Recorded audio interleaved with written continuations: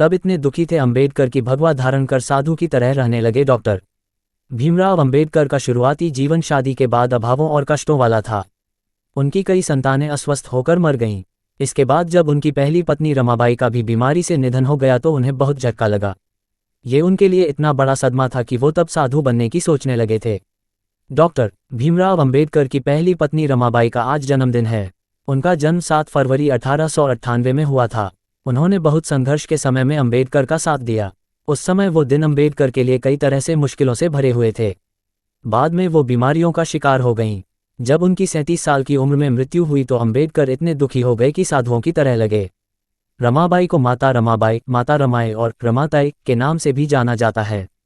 जब भीमराव अम्बेडकर 14 वर्ष के थे तभी रमाबाई का विवाह उनसे हो गया था।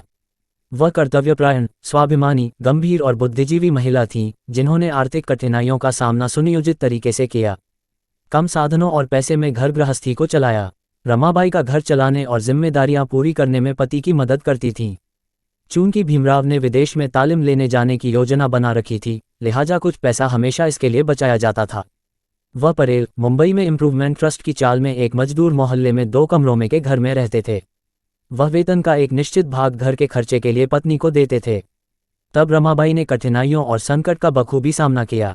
तब रमाबाई अपने परिवार के अतिरिक्त जेठ के परिवार की भी देखभाल किया करती थीं। भीमराव अम्बेडकर घर से बाहर रहते थे। धार्मिक प्रवृत्ति की थीं, हालांकि रमाबाई की धार्मिक प्रवृत्ति से वह असहमत भी रहते थे।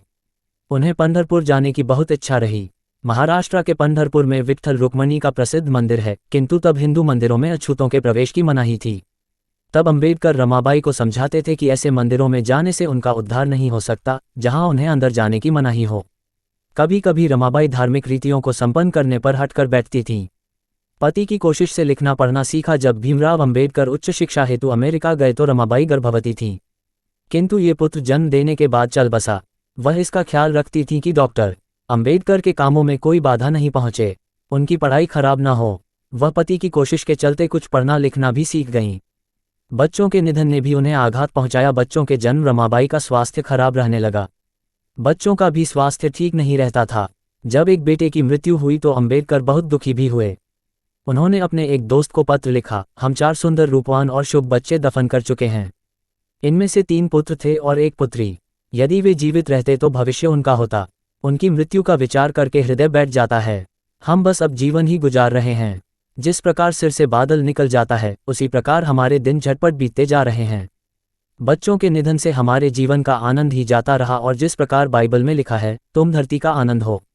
यदि वह धरती को त्याग जाए तो फिर धरती आनंदपूर्ण कैसे रहेगी। मैं अपने जीवन में खालीपन बार बार अनुभव करता हूँ।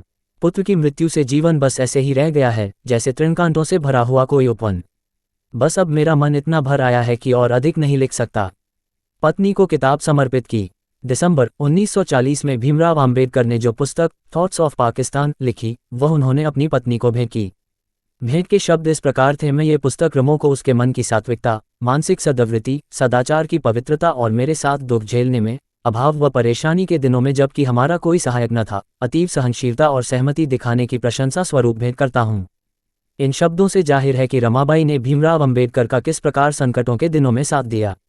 डॉक्टर अम्बेडकर के मन में उनके लिए कितना आदर सत्कार और प्रेम था। पत्नी के निधन पर साधु बनने की सोचने लगे थे। 27 मई 1935 को तो बीमारी के बाद उनकी पत्नी का निधन हो गया। 10,000 से ज्यादा लोगों ने अंतिम यात्रा में हिस्सा लिया। से अधिक लोग रमाबाई की अर्थी पत्नी ने निधन ने वाकई डॉक्टर अम्बेडकर को तोड़ दिया। उन्हें रमाबाई के निधन का इतना धक्का पहुंचा कि बाल मुंडवा लिए, भगवा वस्त्र धारण कर लिए, गृह त्याग के लिए साधुओं का सा व्यवहार अपनाने लगे। वो बहुत उदास, दुखी और परेशान रहते थे।